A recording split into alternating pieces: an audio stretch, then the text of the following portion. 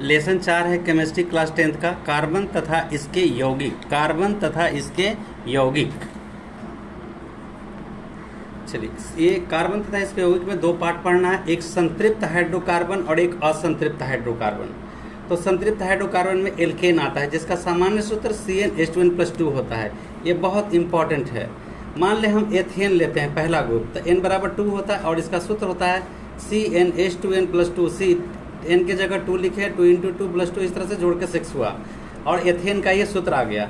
दूसरा इसका जो ग्रुप होता है वो एल्किल समूह होता है जिसका सामान्य सूत्र ये होता है CnH2n+1। ये भी एथिल का सूत्र हमने निकाला C2H5। ये जो सूत्र अभी हम निकाल के दे रहे हैं सब का पीछे में सब ब्यौरा दिया गया है, पूरा संरचना सूत्र दिया गया है, इसलिए हम हेडिंग पर इसे शो कर दे रहे हैं कि इसे एकदम आप याद कर लेंगे। ये नंबर 1 हुआ, ये नंबर 2 हुआ फार्मूला। अब इसके बाद असंतृप्त हाइड्रोकार्बन है, तो असंतृप्त में एल्कीन या ओलिफिन आते हैं जिनका सूत्र होता है ये CnH2n। ये देखिए CnH2n सूत्र है, अगर n के जगह हम 5 लेते हैं तो CnH2n C5H2 × 5 यानी C5H10। तो ये पेंटीन का सूत्र हो गया C5H10। सब आगे दिया हुआ है। आगे देखिए, कार्बन श्रृंखला के अंकन में संख्याओं का क्रम उस सिरे से प्रारंभ किया जाता है जो द्विआबंध के निकट हो। तो ये देखिए CH3 CH2 ये पेंटीन का सही नाम है, तो यहाँ 1 2 CH CH CH CH CH कर दिए हैं। तो यहाँ पे 1 2 3 4 5, तो ये बंधन द्विबंधन श्रृंखला के निकट है। द्विबंधन ये श्रृंखला के इसके निकट आता है, इसलिए यहाँ पे ही पड़ेगा। और इसको जब तोड़ेंगे तो इस तरह से CHH ये CHH ये डबल बॉन्ड, फिर C3 को इस तरह से जोड़ के सब निकाला जाता है। CH3 करके पूरा ये निकाला जाता है, नंबर 3 है, फिर CH है, फिर CH, ऐसे मिलाया जाता है पूरा आगे करके। ये सब बना के दिया हुआ। और ये नाम गलत है, कैसे गलत होता है ध्यान रखिएगा। एल्काइन या एसिटिलीन का सामान्य सूत्र ये देखिए, एसिटिलीन का या एल्काइन बोले जिसका सामान्य सूत्र ये होता है CnH2n। अब मान ले पेंटाइन का सूत्र जानना है तो हम मान रख दिए n के जगह 5 रख के निकल गया। ये देखिए पेंटाइन का सही नाम तोड़ा गया है यहाँ पे। इसके बाद आगे देखिए, कार्बन श्रृंखला के अंकन में संख्याओं का क्रम उस सिरे से प्रारंभ किया जाता है जो त्रिआबंध के निकट हो। एरोमेटिक हाइड्रोकार्बन है।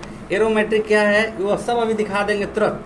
बेंजीन के सदृश यौगिकों को एरोमेटिक यौगिक कहा जाता है। बेंजीन C6H6 का संरचना सूत्र आगे दिखाया गया है, वो हम दिखा दिए हैं या अभी भी दिखा देंगे। सभी एक सिंगल बॉन्ड होता है, एक डबल बॉन्ड। ये जो बेंजीन का जो होता है एक बॉन्ड सिंगल होगा, एक बॉन्ड डबल होगा। कार्बन का चौथा बंध हाइड्रोजन से जुड़ा रहता है। बेंजीन का अणु एक तलीय होता है। अब जरा इसको अच्छी तरह से इसको समझिएगा। बेंजीन का सूत्र होता है CnH2n-6। 6 6 दूनी 12, 12 में से 6 गया। देखिए अगर मान ला C का मान हम 6 रखते तो C6 हो जाएगा और H 6 दूनी 12, 12 में से 6 गया 6। यही फार्मूला है बेंजीन का CnH2n-6। अब हम जरा आपको इसका स्ट्रक्चर दिखाते हैं। स्ट्रक्चर है इसका। हाइड्रोकार्बन को मुख्य रूप से 3 भाग में बांटा गया है, एलिफैटिक, एलिसाइक्लिक और एरोमेटिक।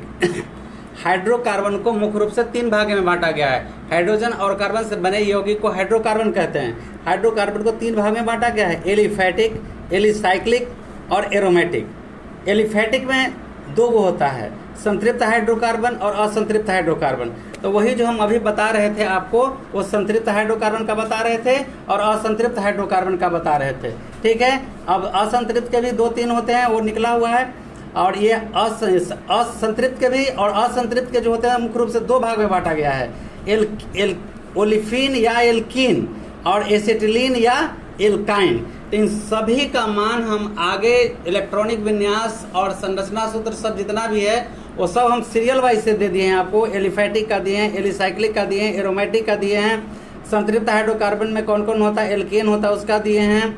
असंतृप्त हाइड्रोकार्बन में एल्कीन का दिए हैं, एसिटिलीन, सब का संरचना दिया हुआ है। आपको वीडियो में पीछे से 2-3-4 वीडियो देखिएगा, ये सब मिलेगा आपको, एकदम स्ट्रक्चर बाय स्ट्रक्चर मिलेगा। एक क्रियाशील मूलक है वो भी और क्रियाशील मूलक वो भी, दोनों ऑर्गेनिक केमिस्ट्री का आपको दिया गया है।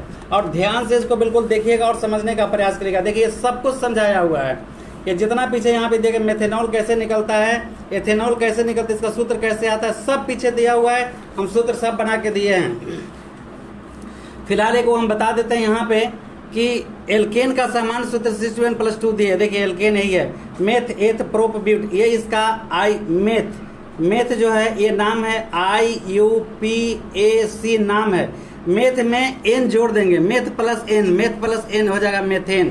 तो ये IUPAC नाम है, उसका पूरा नाम होता है international union of pure and applied chemistry. IPAC पूरा नाम होता है, IUPAC का नाम international union of pure and applied chemistry. ये पूरे विश्व में लागू है। मेथेन का सूत्र कैसे, CnH2n पर गया तो C अगर हम 1 लेते हैं तो दो दूनी का हो गया 4, 4 में 2 1 लेते हैं तो 2 1 2 1 कितना हो जाएगा, यहाँ देखिए हम निकाल के दिखाते हैं, CnH2n+2। अगर C हम 1 लेते हैं तो CnH का मान 1, CnH2n+2, C का मान 1 लिए, H2 × 1 + 2 होगा, C1H 2 दूनी का 2 1 कम 2 होगा प्लस 2 होगा, C1 होगा और H 4 होगा, यानी CH4। ये हो गया आपका, मेथ में N जोड़ दिए तो मेथेन का ये सूत्र निकल गया। उसी तरह से सब बना के हमें एक चीज दिखाए हुए हैं, आप बढ़िया से देखिएगा। ये कुछ इंपॉर्टेंट तथ्य है। ग्रीक शब्द का डाई माने 2 होता है, ट्राई माने 3 होता है, टेट्रा माने 4 होता है और पेंटा माने 5 होता है। पेंटा के बाद देखिए यहाँ पे जोड़ा hexane, hex, hept, oct, non, deck, ये सब नाम है, शुरू से होता है। मेथ इसमें सिर्फ है meth eth prop but pent hex hept oct non dec, ऐसे होता है इसका। तो दिखा दिए एरोमेटिक हाइड्रोकार्बन के बारे में बता दिए हैं। अब एल्कोहल वर्ग का सामान्य सूत्र, इसके बाद आते हैं कार्बन चतुस्संयोजकता और मालाबंधीय गुण के कारण ही बड़ी संख्या में कार्बनिक यौगिकों का निर्माण करता है। यही कारण है कि प्रकृति में इसके यौगिक विशाल संख्या में लगभग 3 मिलियन में उपस्थित हैं। अकार्बनिक यौगिकों की अपेक्षा कार्बनिक यौगिकों की संख्या काफ़ी अधिक है। इसके बाद अगला प्रश्न है, कार्बन एवं उसके यौगिकों का उपयोग ईंधन के रूप में क्यों किया जाता है? आंसर है, कार्बन एवं उसके यौगिक का ईंधन के रूप में उपयोग के निम्नलिखित कारण हैं। नंबर 1, ये ईंधन के फलस्वरूप अधिक ऊष्मा उत्पन्न करते हैं। इस बाद इनमें कार्बन, दूसरा नंबर है, इनमें कार्बन एवं हाइड्रोजन की मात्रा अधिक होने के कारण इनका ज्वलन ताप सामान्य होता है। तीसरा, इनका रख रखाव आसान होता है। चौथा, इनके दहन का नियंत्रण संभव होता है। अगला क्वेश्चन बहुत इंपॉर्टेंट है, VBI है, समावयवता। समयावयवता क्या है, कोई एक उदाहरण दें। समावयवता कार्बनिक यौगिकों में पाई जाने वाली, कार्बनिक यौगिकों में पाई जाने वाली वैसी घटना है जिसमें एक ही अणुसूत्र से विभिन्न यौगिकों का बोध होता है, जिनके गुणों में अंतर पाया जाता है। अणुसूत्र एक ही होता है। अणुसूत्र से व्यक्त होने वाले भिन्न यौगिकों को समावयवी कहते हैं। यथा अणुसूत्र C2H6O से 2 भिन्न यौगिक डाइमिथाइल ईथर एवं इथिल एल्कोहल का बोध होता है, जिनके गुण में अंतर होता है।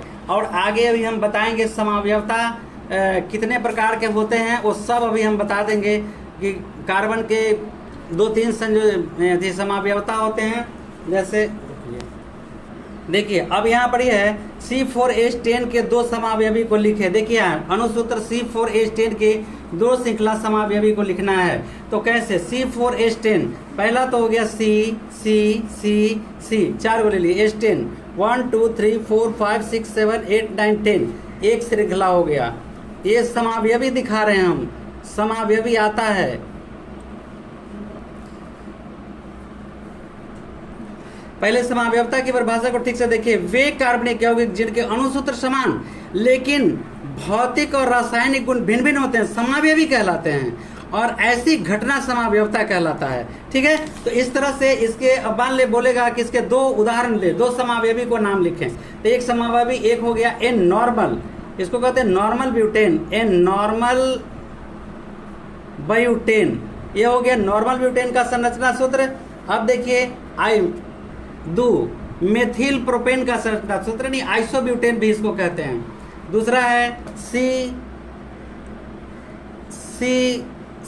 आइए कार्बन को नीचे खींच लेंगे। C, ये देखिए 1 2 3 4 5 6 7 8 9 और 10, EHHS लिख दिए। इसको कहते हैं 2 मेथिल प्रोपेन, 2 मेथिल प्रोपेन।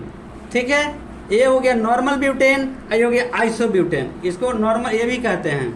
और अगर आपसे पूछ दे और दो समावयवता के नाम, पेंटेन के 3 समावयवी के नाम लिखें। क्वेश्चन देगा आपको पेंटेन के 3 समावयवी के नाम एवं संरचना सूत्र लिखें। संरचना सूत्र लिखे तो पेंटेन का होता है CnH12।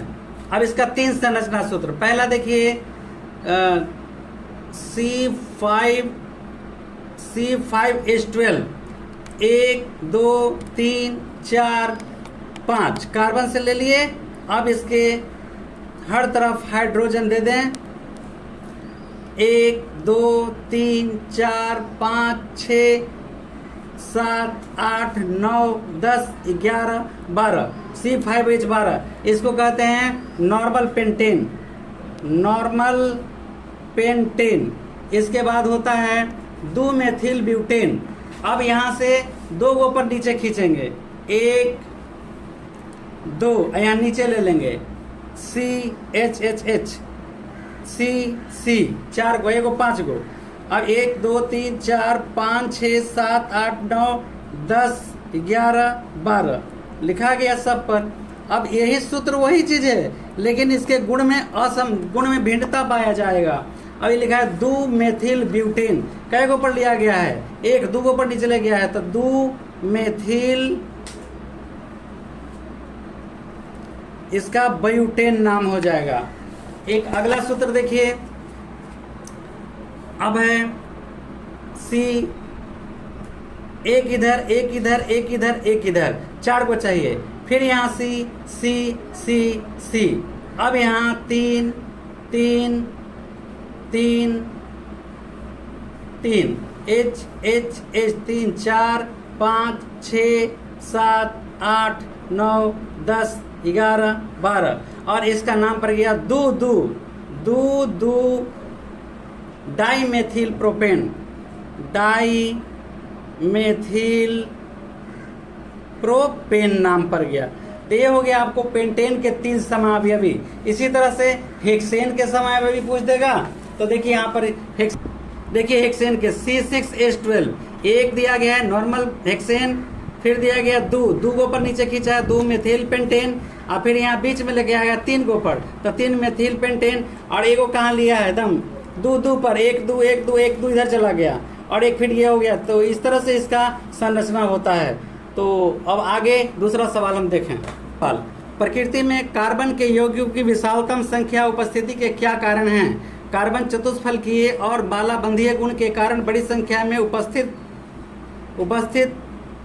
बड़ी संख्या में कार्बनिक यौगिकों का निर्माण करता है। यही कारण है कि प्रकृति में इसके यौगिक की विशालतम संख्या में 3 मिलियन में उपस्थित अकार्बनिक यौगिकों की अपेक्षा कार्बनिक यौगिकों की संख्या ज़्यादा होती है। अब अगला प्रश्न है, प्रयोगशाला में मीथेन गैस बनाने का वर्णन करें। तो प्रयोगशाला में मीथेन गैस सोडियम एसीटेट और सोडा लाइम के 1:4 के अनुपात में बने मिश्रण को गर्म करके तैयार किया जाता है। CH3COONA प्लस NaOH यहाँ गर्म करेंगे, देखिए हीट का चिन्ह दिया हुआ है, CaO और CH4, यही गैस निकलता है, मेथेन ऊपर की तरफ जा रहा है, प्लस Na2CO3। अब ये देखिए इस गैस घट में जल के अधोमुखी विस्थापन द्वारा एकत्र किया जाता है। ये शॉर्ट हुआ, ये शॉर्ट में पूछा गया, तब 2 नंबर का पूछेगा, तब अगर 5 नंबर के पूछेगा तो आगे हम बनाए हुए हैं। अगला प्रश्न है, हाइड्रोजनीकरण किस प्रकार की अभिक्रिया है? एल्कीन और एल्काइन के साथ इस अभिक्रिया का समीकरण लिखें। हाइड्रोजनीकरण एक योगशील अभिक्रिया है। एल्कीन एवं एल्काइन के हाइड्रोजनीकरण से एल्केन प्राप्त होता है, C2 double bond C2 CH2 H2, और फिर इसके बाद रिएक्शन करने के बाद देखिए आया, फिर ये रिएक्शन करने के बाद यहाँ पे बना हुआ है। अभिक्रिया समूह किसे कहते हैं? किसी एक अभिक्रियाशील समूह किसे कहते हैं? एक अभिक्रियाशील समूह का नाम लिखना है। आंसर है कार्बनिक यौगिकों में विद्यमान वैसे समूह को अभिक्रियाशील समूह, यहाँ अभिक्रियाशील कार्बनिक यौगिकों में विद्यमान वैसे समूह को अभिक्रियाशील समूह कहते हैं जिसके ऊपर उनके मुख्य गुण निर्भर करते हैं। जैसे एथिल अल्कोहल का अभिक्रियाशील समूह एल्कोहली हाइड्रोक्सिल समूह OH मेन क्रियाशील आपका यही हुआ, अल्कोहल OH ग्रुप क्रियाशील है। एल्डिहाइड समूह में CHO अभिक्रियाशील समूह है। अभिक्रियाशील समूह का जो सूत्र होता है CnH2n+1 और अल्कोहल है तो OH, एल्डिहाइड है तो आगे क्या क्या CHO COOH ऐसे करके जोड़ा जाता है। अगला क्वेश्चन है प्रतिस्थापन अभिक्रिया क्या है, एकदम ये VBI क्वेश्चन है। अभिक्रियाशील समूह भी इंपॉर्टेंट है। प्रतिस्थापन अभिक्रिया वैसी अभिक्रियाएं हैं जिनमें अभिकारक के परमाणु अथवा समूह को विस्थापित कर उनका स्थान ग्रहण कर लेता है, यानी ट्रांसफर कर देता है। से फेरस उत्प्रेरक की उपस्थिति में बेंजीन के हाइड्रो परमाणु का क्लोरीन परमाणु द्वारा प्रतिस्थापन होता है। देखिए बेंजीन C6 और क्लोरीन के साथ अभिक्रिया किया, C6H5Cl + HCl यहाँ से वो लॉस हो गया। ऐसे इसमें हाइड्रोजन के भी इसी तरह से मेथेन गैस का भी अभिक्रिया होता है जो आगे दिखाया जाएगा। किण्वन द्वारा हम चीनी से एथिल एल्कोहल कैसे प्राप्त करेंगे, VBI क्वेश्चन है। किण्वन द्वारा एथिल एल्कोहल प्राप्त करना, ईस्ट में मौजूद एंजाइम द्वारा चीनी या स्टार्च का किण्वन कराकर एथिल एल्कोहल का उत्पादन किया जाता है। चीनी जो सुक्रोज नामक रासायनिक यौगिक है, ईस्ट से विद्यमान एंजाइम इनवर्टेज द्वारा ग्लूकोज एवं फ्रक्टोज में परिणत होता है और ग्लूकोज पुनः ईस्ट में विद्यमान जाइमेज नामक एंजाइम द्वारा एथेनॉल में किण्वित हो जाता है तथा कार्बन डाइऑक्साइड गैस निकलती है। अगला क्वेश्चन है मक्खन और खाद्य तेल। मक्खन और खाद्य तेल में अंतर समझाने के लिए परीक्षण करें। मक्खन एक वसा है जिसके हाइड्रोकार्बन श्रृंखलाएं संतृप्त होती हैं। खाद्य तेल असंतृप्त हाइड्रोकार्बन वाले यौगिक वसीय अम्ल होते हैं। ब्रोमीन या बेयर अभिकर्मक असंतृप्त हाइड्रो यौगिक से अभिक्रिया कर रंगीन हो जाते हैं, अतः इसका उपयोग कर मक्खन और खाद्य तेल का परीक्षण कर सकते हैं। अगला है उपचायक क्या है। दो उपचायक के नाम लिखें। उपचायक वे पदार्थ हैं जो स्वयं अपचयित होकर दूसरे पदार्थ को अपचयित करते हैं। स्वयं अपचयित होकर दूसरे पदार्थ को उपचयित करते हैं। ऑक्सीजन एवं क्लोरीन उपचायक पदार्थ हैं। एथेनॉल के एथेनोइक अम्ल में परिवर्तन को ऑक्सीजन एथेनोइक अम्ल में परिवर्तन को ऑक्सीया क्यों कहते हैं। एथेनॉल को क्षारीय KMnO4 विलयन या अम्लीय विलयन K2CrO7 विलयन के साथ गर्म करने पर वह एथेनोइक अम्ल बनाता है। देखिए ये अभिक्रिया लिखा हुआ है। इस अभिक्रिया में एथेनॉल से हाइड्रोजन का विस्थापन होता है तथा उसमें ऑक्सीजन का योग होता है, अतः इसे उपचयन अभिक्रिया कहते हैं। अब अगला क्वेश्चन है एल्कोहली पेय अथवा शराब क्या है। एथिल एल्कोहल एक मादक द्रव्य है जो शराब के रूप में पीने के काम आता है। एल्कोहल पेय अथवा शराब भिन्न भिन्न पदार्थों के किण्वन से बनाई जाती है। इनमें एल्कोहल की मात्राएं भी भिन्न भिन्न होती है। विस्की में 43%, जिन में 55% तथा बियर में 4 से 5% एल्कोहल विद्यमान होता है। अगला क्वेश्चन है शराब पीने से शरीर पर क्या प्रभाव पड़ता है। एल्कोहल पेय अथवा शराब पीने से अनेक हानिकारक प्रभाव उत्पन्न होता है। एल्कोहल उत्तेजक पदार्थ है जिसे पीने पर व्यक्ति मानसिक और शारीरिक संतुलन खो बैठता है तथा गलत कार्य करने के लिए प्रेरित हो जाता है। अधिक मात्रा में शराब पीने पर लीवर खराब हो जाने के कारण मौत भी हो सकती है। एस्टरीकरण की अभिक्रिया किसे कहते हैं, समीकरण से समझाएं। एस्टरीकरण की क्रिया वैसी रासायनिक अभिक्रिया है जिससे सांद्र H2SO4 की उपस्थिति में एल्कोहल कार्बनिक अम्ल से अभिक्रिया कर एस्टर का निर्माण करते हैं तथा जैसे सांद्र H2SO4 की उपस्थिति में एथिल एल्कोहल एसिटिक अम्ल में अभिक्रिया कर एथिल एसीटेट बनाता है। ये देखिए समीकरण आपका लिखा हुआ है यहाँ पे। साबुन अगला क्वेश्चन है, इंपॉर्टेंट क्वेश्चन है, ये भी इंपॉर्टेंट है और शराब वाला भी सब इंपॉर्टेंट क्वेश्चन है ये। साबुन के साफ करने की क्रिया क्या है। साबुन से मतलब कपड़ा साफ करने की क्रिया क्या है, साबुन से थोड़ा साफ करेंगे। साबुन के एक अणु में 2 भाग होते हैं। साबुन के एक अणु में 2 भाग होते हैं। एक भाग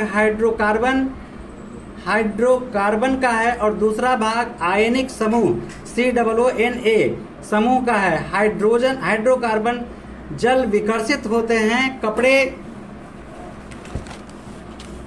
कपड़े का मैल साबुन के अणु के हाइड्रोकार्बन वाले भाग को में चिपक जाते हैं। COONA भाग जो जल से चिपका रहता है कपड़े की सतह से मैल को दूर कर देता है, जिससे कपड़ा साफ हो जाता है। अपमार्जक क्या है? VBI क्वेश्चन है। अपमार्जक साबुन रहित साबुन है जिनकी रासायनिक प्रवृत्ति साबुन से भिन्न होती है। ये संश्लेषित रासायनिक पदार्थ हैं, ये जैसे सोडियम लॉरिल सल्फेट C12H25OSO3Na एवं सोडियम सिटाइल सल्फेट, ये सूत्र दिया हुआ है, अच्छे अपमार्जक हैं। अपमार्जक का आर्द्रता गुण साबुन से अच्छा है। सबल सल्फ्यूरिक अम्ल का लवण होने के कारण साबुन की तरह ये कठोर जल के साथ अविलेय लवण नहीं बनाते हैं, अर्थात एक अपमार्जक से कठोर जल के साथ भी कपड़े धोया जा सकता है आराम से। साबुन एवं अपमार्जक में क्या अंतर है? एकदम VBI क्वेश्चन है।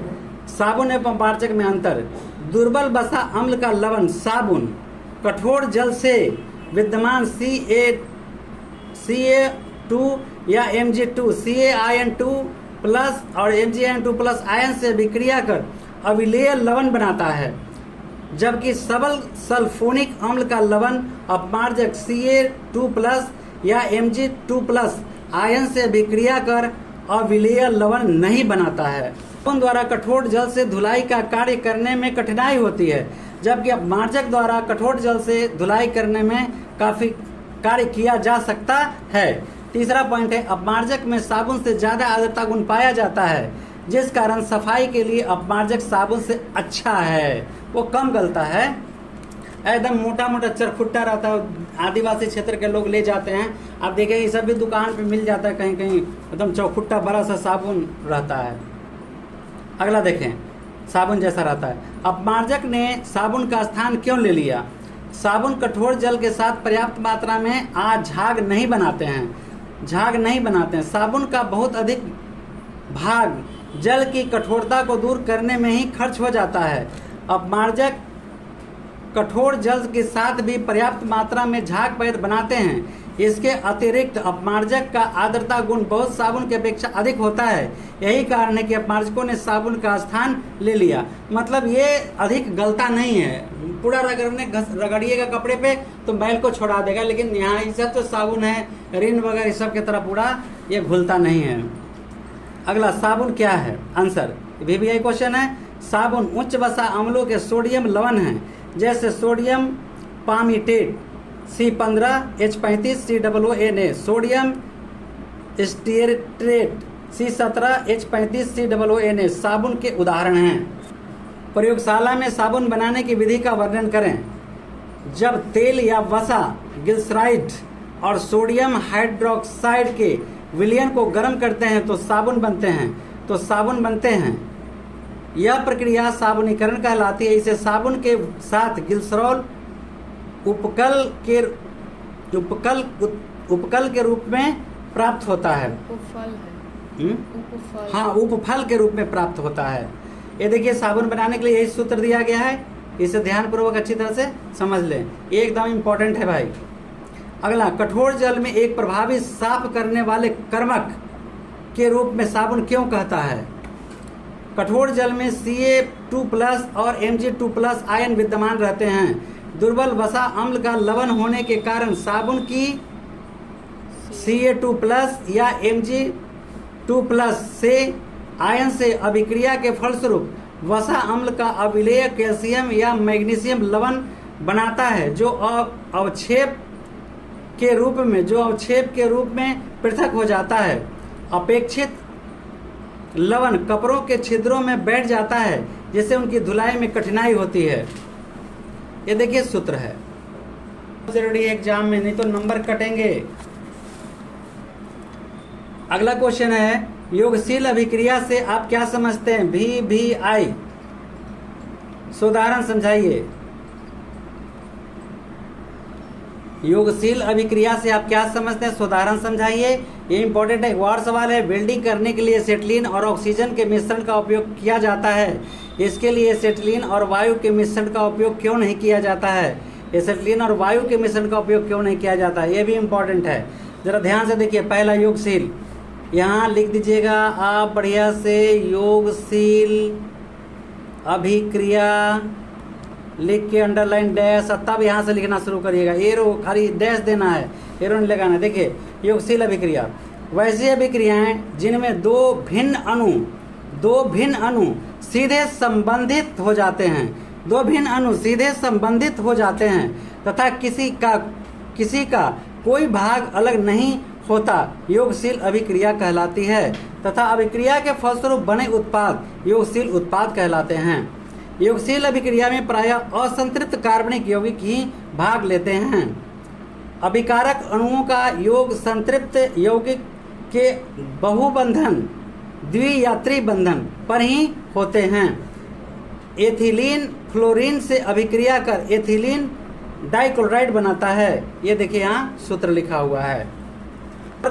एसिटिलीन और ऑक्सीजन वाला जो प्रश्न है, इसका उत्तर है धातुओं को गलाने, काटने और जोड़ने में ऑक्सी एसिटिलीन लौह का उपयोग किया जाता है।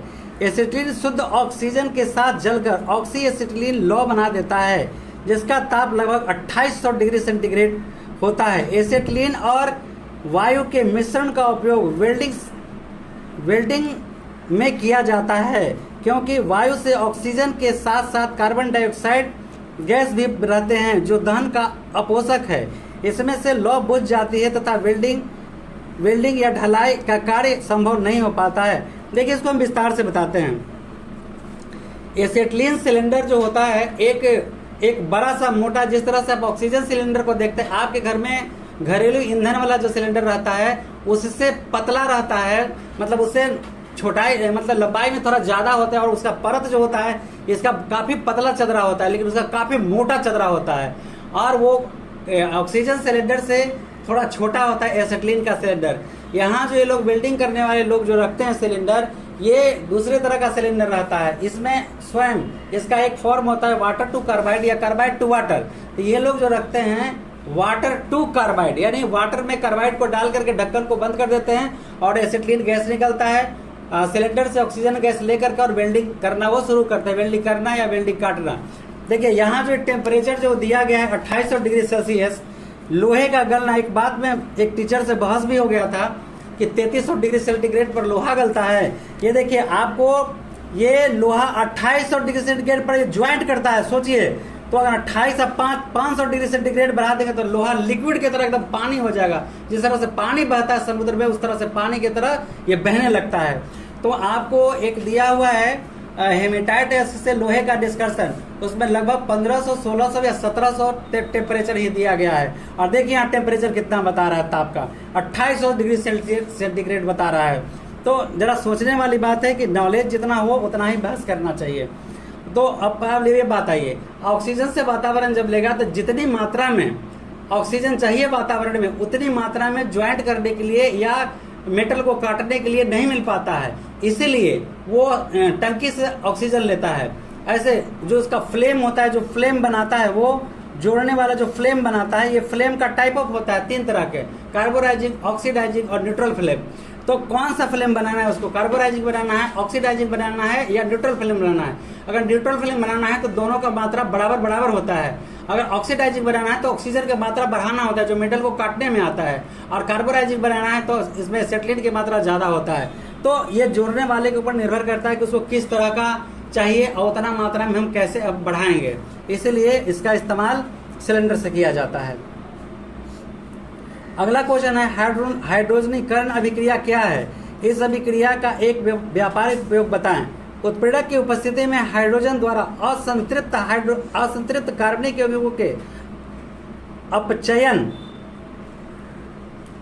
अपचयन की क्रिया हाइड्रोजनीकरण कहलाती है। जैसे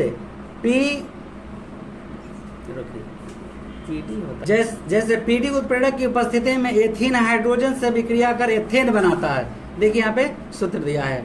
और उत्प्रेरक जस का तस रहता है, उत्प्रेरक कोई क्रिया में भाग नहीं लेता। जैसे कैसे होता है, लड़ाई लगावे वाला आदमी 2 गो लड़ रहा है ना, तो लड़ते लड़ते मारा पीटी, एगो मार खा लिया, एगो चुप रहा। तो मार खा लिया, ओकरा कहता कि अरे तू चुप रह गए, तोरा जगह हम रहती तो मार के मुंह फुला देती साले के, है ना, तुम होगा बड़े हम होगा नहीं मारम।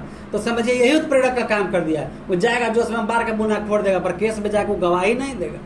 वो गवाही कोर्ट में चल तेरा सामने मार हुआ है, तू कहा था, तो कोर्ट में गवाही नहीं देगा। वही काम ये उत्प्रेरक का है, बढ़ा देता है लड़ाई को। हाइड्रोजनीकरण अभिक्रिया व्यापारिक महत्व की है। इसका उपयोग वनस्पति तेल से वनस्पति घी डालडा बनाने में काम आता है।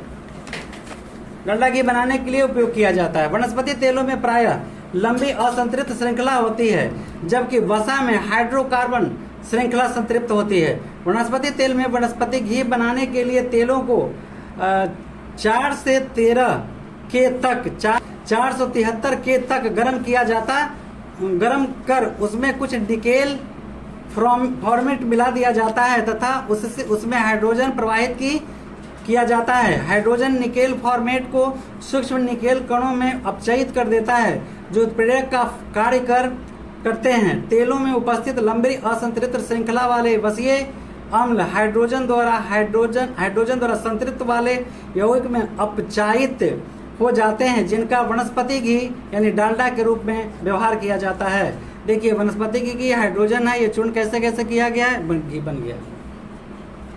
ये घी है बना हुआ, शुद्ध नहीं नकली। अगला क्वेश्चन है, एल्केन के समजातीय श्रेणी के सदस्यों का सामान्य सूत्र लिखकर 5 सदस्यों की एक श्रेणी बनाए तथा उनमें संरचना सूत्र लिखे। एल्केन की समजातीय श्रेणी के सदस्यों के नाम एवं संरचना सूत्र। एल्केन CnH2n+2 व्यक्त किया जाता है, इसका ये होता है सूत्र। इस श्रेणी के 5 सदस्य नाम मेथेन का C1 यहाँ ऐसे रखेंगे। वो मेथेन मेथ 1 नंबर पर आता है, मेथ 1 नंबर पर आता है तो CnH2n+2 C1H2 C1H2+2 यानी CH दूनी 4, यही इसका सूत्र हो गया CH4। ये देखिए संरचना सूत्र हो गया। अब देखिए एथेनॉल का भी सूत्र अलग अलग होता है। एथेनॉल तो क्या है, OH से पता चल रहा है कि अल्कोहल है। C2H5 का देखिए यहाँ संरचना सूत्र हो गया। प्रोपेनॉल का फिर देखिए यहाँ संरचना सूत्र हो गया। अब एथिल एल्कोहल निम्नांकित अभिकारकों से किस प्रकार अभिक्रिया करता है? सोडियम से, हाइड्रोजन क्लोराइड से और एसिटिक अम्ल से और लाल फास्फोरस से और HI से। एथिल एल्कोहल सोडियम धातु से अभिक्रिया कर H2 गैस बनाता है। ये देखिए यहाँ एल्कोहल से अभिक्रिया कराया गया, ये गैस बनाया है।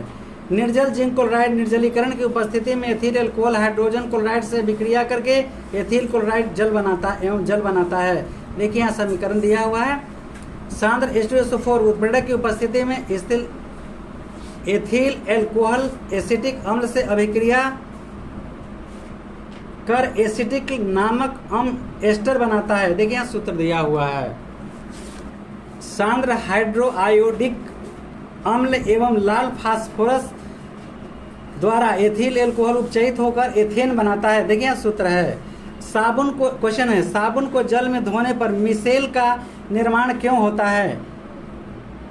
इससे कोई सफाई कैसे होती है? क्या एथेनॉल आदि कार्बनिक यौगिकों भी मिसेल का निर्माण करते हैं? आगे बताया गया कि मिसेल क्या है। देखिए साबुन के अणु में 2 विपरीत प्रवृत्ति के सिरों के विद्यमान होने के कारण मिसेल का निर्माण होता है। साबुन उच्च वसीय अम्लों का सोडियम लवण होता है। लंबी हाइड्रोकार्बन श्रृंखला वाला भाग जल वैरागी होता है, जबकि कार्बोक्सिलेट आयन वाला भाग जलरागी। जल की सतह पर आते ही साबुन के अणु अपने को इस प्रकार व्यवस्थित कर लेता है कि इसका जलरागी भाग जल के अंदर होता है, जल विरागी भाग जल के बाहर। अतः साबुन के अणुओं का एक बड़ा गुच्छा बन जाता है, जिसके आंतरिक भाग में जल विरागी भाग होता है और सतह पर जलरागी आयन होते हैं, जो जल के संपर्क में होते हैं। इस संरचना को मिसेल कहते हैं। फिर वाला क्वेश्चन 25 में दिए थे ये एल्केन का, तो 2 गो यहाँ है और 2 गो दूसरे पेज पर लिखा गया है। एक गो यहाँ है, यहाँ लिखा गया है। ये देखिए एथेन है, एथेन C2H6 है, यहाँ संरचना सूत्र है। प्रोपेन है C3, दिखा देते हैं इसका CnH2n+2, तो C3 लिए हैं, H2 × 3 लेंगे +2। C3 होगा, 3 दूनी 6, 6 2 8, H8। ये देखिए, फिर ब्यूटेन का है, फिर पेंटेन का है। अब वो क्वेश्चन था 5 गो वाला ना, ये देख लीजिए, थोड़ा मिस कर गया था। ये क्वेश्चन का 5 गो है तो यहाँ दे दिया गया है। ये देखिए, एथाइन का संरचना सूत्र लिखिए एवं प्रयोगशाला में किस प्रकार बनाया जाता है। एथाइन का संरचना सूत्र यही देख लिए, ये 3 बॉन्ड है, 1 2 3 C यानी C2H2, इसको हम एसिटिलीन गैस भी कहते हैं। ये C2 और H2 है, तो C में ट्रिपल बॉन्ड 3 और 1 4, 3 और 1 4, हाइड्रोजन 2 गो, ये 2 गो सिंगल बॉन्ड से रहता है। प्रयोगशाला में एथाइन बनाने की विधि, प्रयोगशाला में कैल्शियम कार्बाइड पर जल की अभिक्रिया से एथाइन यानी एसिटिलीन गैस बनती है। तो अभी बताया ना, वाटर टू कार्बाइड या कार्बाइड टू वाटर। तो क्या करता है वेल्डिंग करने वाला कि एगो ऐसा टब ऐसा रहता है, ऐसा एगो रहता है, ऐसा टाइप का टैब रहता है ऐसे मुड़ा हुआ, और इसी में वो कार्बाइड पानी रहता है, कार्बाइडवा में पनिया में कार्बाइडवा को डाल के बंद कर देता है। अब बंद करता है, थोड़ी देर के बाद गैस निकलना शुरू हो जाता है और अपना वेल्डिंग का काम शुरू कर देता है। वो है इस गैस में अशुद्धियों, फिर से ये देखिएगा गैस वाला, ये बहुत इंपॉर्टेंट है। Acetylene gas C2H2 is very very important gas. ये देखिए कैसे तोड़ा गया है संरचना के आधार पर।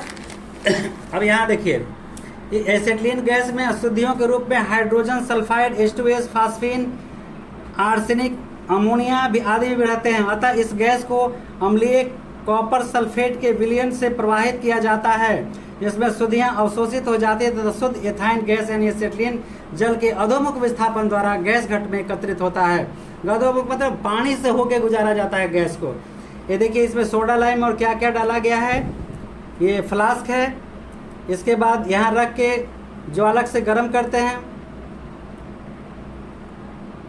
जल, और फिर यहाँ से फ्लास्क में आता है, फिर यहाँ से गैस निकल के जाता है ऐसे, और ये गैस ये पानी से होते हुए बुलबुला के रूप में ऊपर निकल के जमा होता है एसिटिलीन गैस।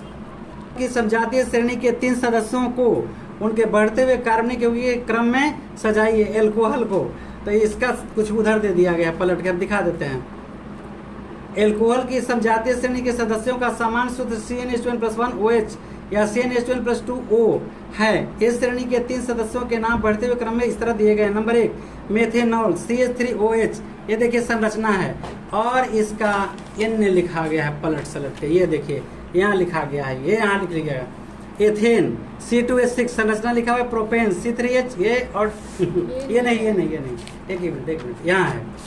3 को चाहिए तो एक को देखिए, ध्यान से देखिए, एक यहाँ है नंबर 1, और देखिए यहाँ उलट गया है, ये नंबर 2 और ये नंबर 3 है। एथेनॉल OH है, प्रोपेनॉल OH है। यहाँ संरचना भी आपको दिया गया है। थोड़ा लिखने में इधर से उधर पेज हो गया है।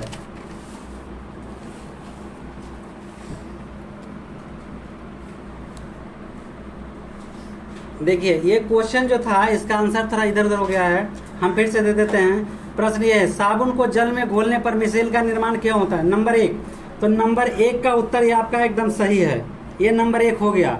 नंबर 2, इससे सफाई कैसे होती है, ये बता रहे हैं, इससे सफाई कैसे होती है, इसका आंसर यहाँ है। अधिकांश मैल तैलीय होते हैं, जल विरागी होने के कारण ये मिसेल के केंद्र में एकत्र हो जाते हैं। मिसेल कोलाइडी प्रकृति के होते हैं, अतः ये विलयन से बने रहते हैं तथा यह आयन विकर्षण के कारण अवक्षेपित नहीं होते हैं। ये मैल के साथ जल में अविलेय रहते हैं। इस प्रकार मिसेल में तैरते मैल धोकर हटाए जा सकते हैं। अब इसका तीसरा प्रश्न है, क्या एथेनॉल आदि कार्बनिक विलयकों में से भी मिसेल का निर्माण होता है। यहाँ है आंसर, हाँ। कार्बनिक विलयों की स्थिति में ठीक विपरीत होती है। जल विरागी भाग विलायक में एक तरफ मुखातिब होता कि जल विरागी आयन विलायक से दूर एक जगह से जमा होने पर प्रयास करेंगे। इनका पारस्परिक विकर्षण मिसेल के निर्माण के बाधक होगा। अब है निम्नांकित यौगिकों के संरचना सूत्र लिखें। हाइड, देखिए इसका संरचना सूत्र CHHH, C ये डबल बॉन्ड और ये फिर हाइड्रोजन सिंगल बॉन्ड में आया। कर सकते हैं, C लिए 1 2 3 ले लिए और फिर C लिए, और कार्बन का परमाणु संख्या 2 होता है तो यहाँ देखिए 2 परमाणु संख्या इसका हो गया, O का C 4 होता है, तो 2 3 और 1 4, ठीक है। हाइड्रोजन का 1 मिल गया, ये भी होता है। इसके बाद है क्लोरोफॉर्म, ये देखिए C 1 2 3 क्लोरीन और 1 हाइड्रोजन, ठीक है। इसके बाद है ब्यूटेन, ब्यूटेन का तो ये देखिए सीधा ब्यूटेन का है। आइसोब्यूटेन 2 3 एक नीचे आके निकलता है, 1 2 3 आइसोब्यूटेन हो गया। अब एसिटिक अम्ल का है, ये देखिए एसिटिक अम्ल का है।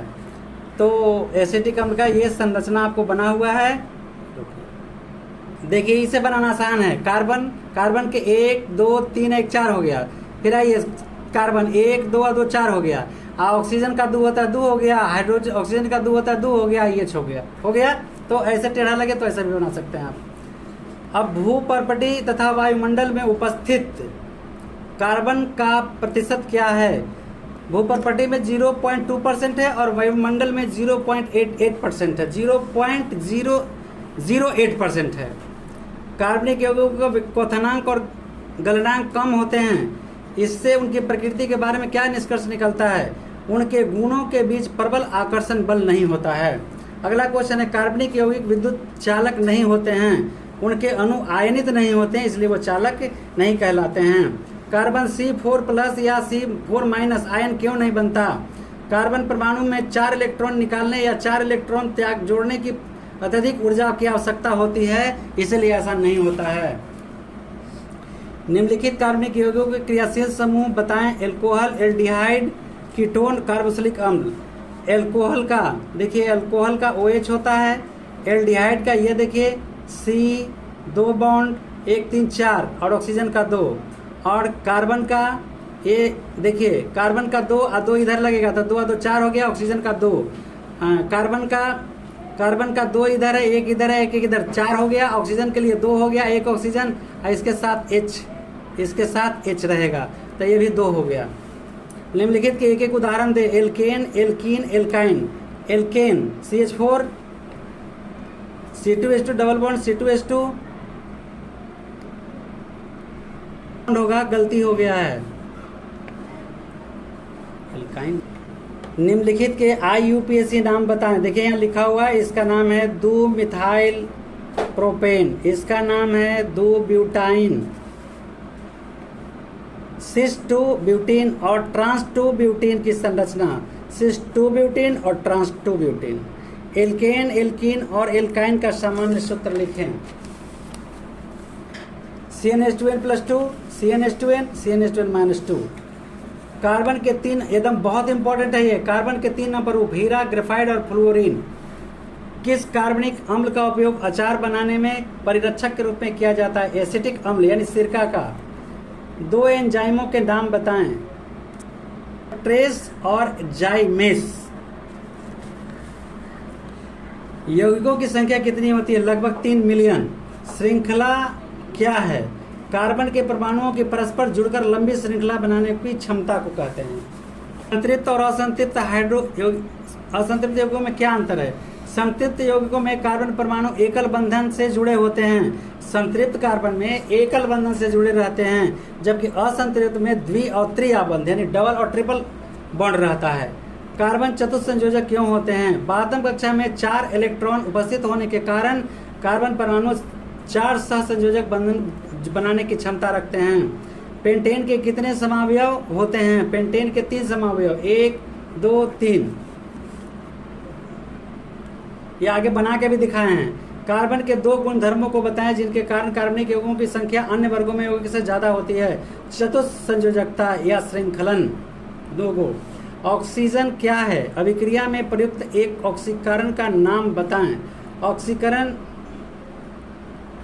ऑक्सीकरण किसी पदार्थ द्वारा ऑक्सीजन प्राप्त करने या हाइड्रोजन को मुक्त करने की क्रिया है।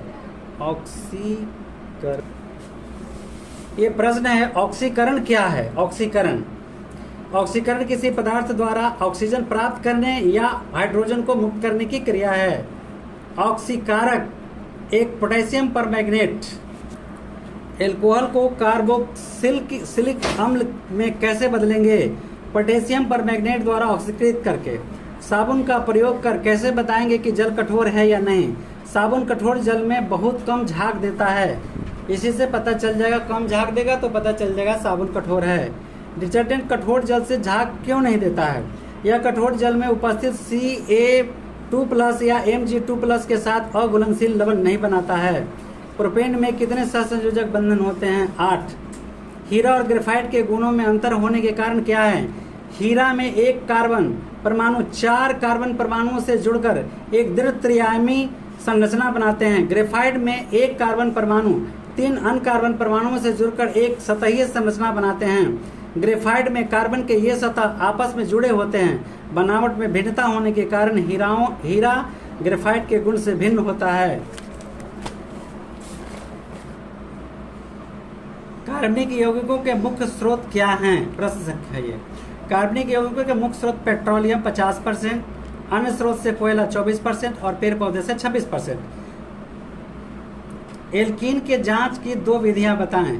एल्कीन ब्रोमीन जल के पीले रंग को विरंजित कर देता है। एल्कीन बेयर अभिक्रमक को भी विरंजित कर देता है। निम्नलिखित को कैसे बनाया जाता है? समीकरण दें। एथेनॉल एथेनोइक अम्ल।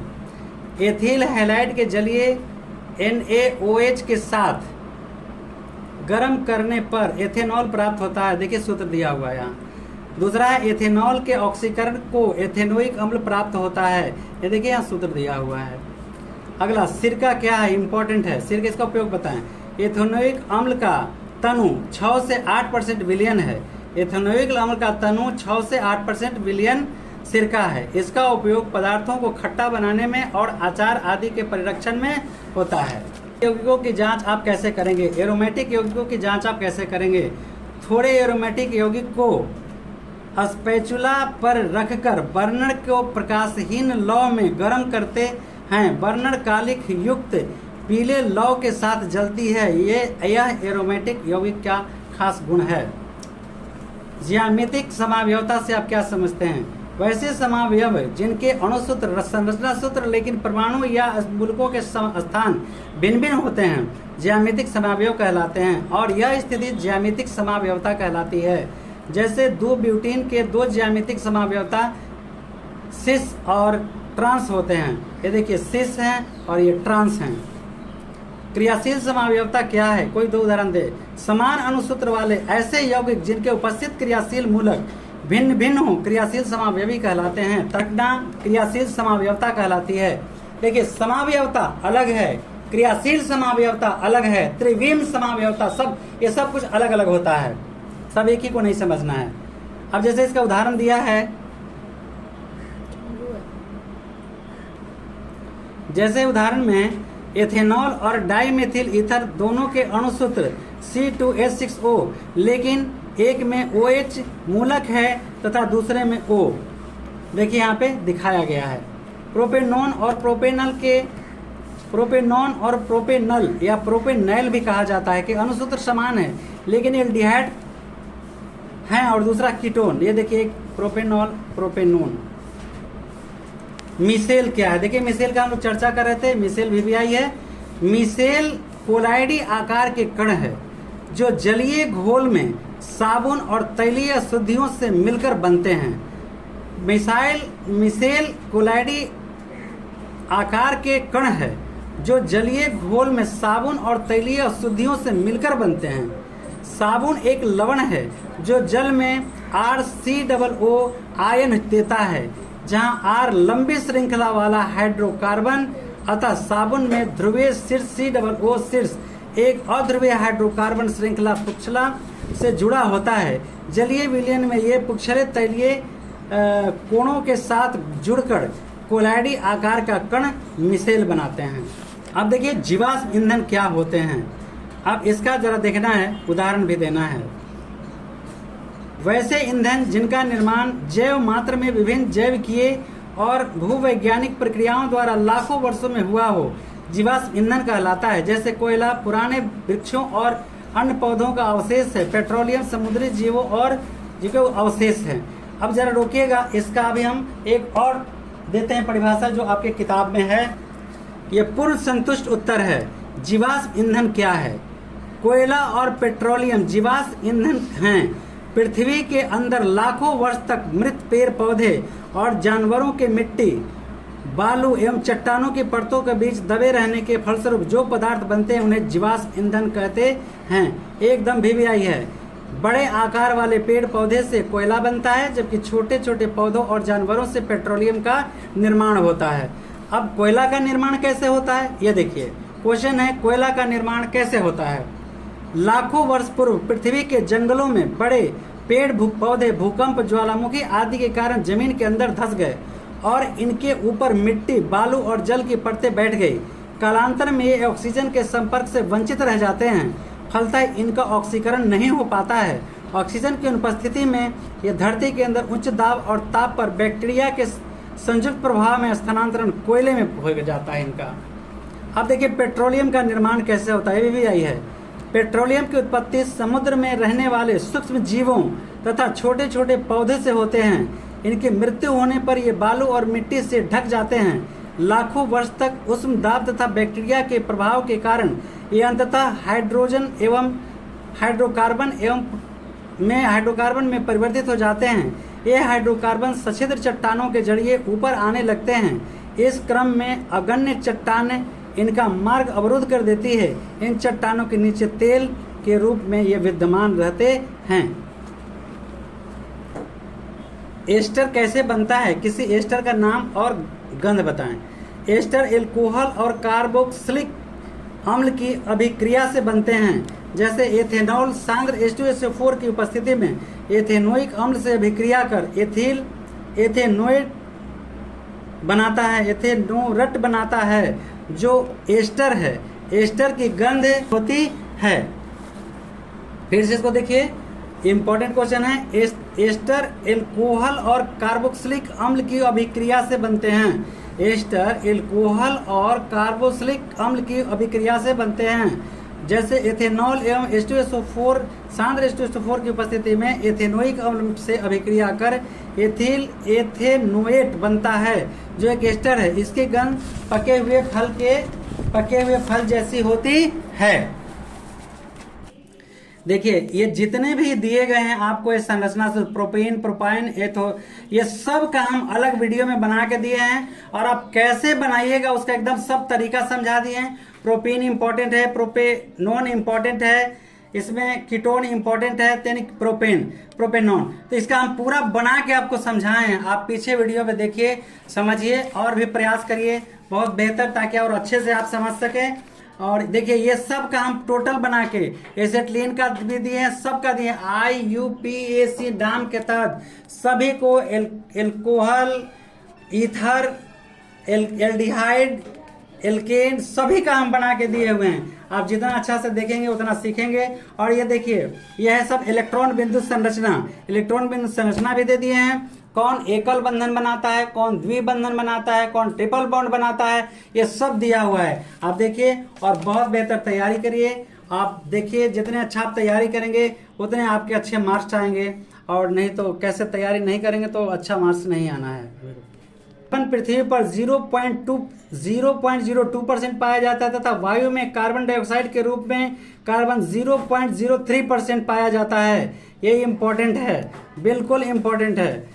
और देखिए यह है बर्जिलियस ने 1815 में जीवन शक्ति का सिद्धांत दिया, जिसके अनुसार सजीव पदार्थों में कार्बनिक यौगिकों का निर्माण एक अदृश्य जीवन शक्ति द्वारा होता है, ऐसा उन्होंने कहा। लेकिन इस धारणा के अंत में वोहलर थोड़ा डिफिकल्ट कर दिए, वो अलग ढंग से कर दिए हैं। देखिए ये सभी का संरचना सूत्र, संघनित सूत्र और ये सब कुछ आपको दिया गया है। इलेक्ट्रॉन बिंदु संरचना सब आपको दिया गया है बहुत अच्छा से, और ध्यान से आप याद कर लेंगे। इंपॉर्टेंट चैप्टर है, कम से कम एल्कीन, एल्काइन, एल्केन, एल्डिहाइड, ये सब सूत्र में से एक नंबर का आपको एकदम निश्चित रूप से आता है, उसे बहुत बढ़िया से पढ़ लेंगे, समझ लेंगे। देखिए कार्बनिक यौगिक के सूत्र 3 प्रकार के होते हैं, लुईस इलेक्ट्रॉन बिंदु संरचना, संरचना सूत्र और त्रिविम संरचना। ये तीनों हम बना के आपको दिखा दिए हैं। पाउडर क्या है, प्रचार देता है पाउडर का, सर्फ, मैजिक, लक्स इत्यादि वॉशिंग पाउडर में लगभग 15% से 30% अपमार्जक रहता है।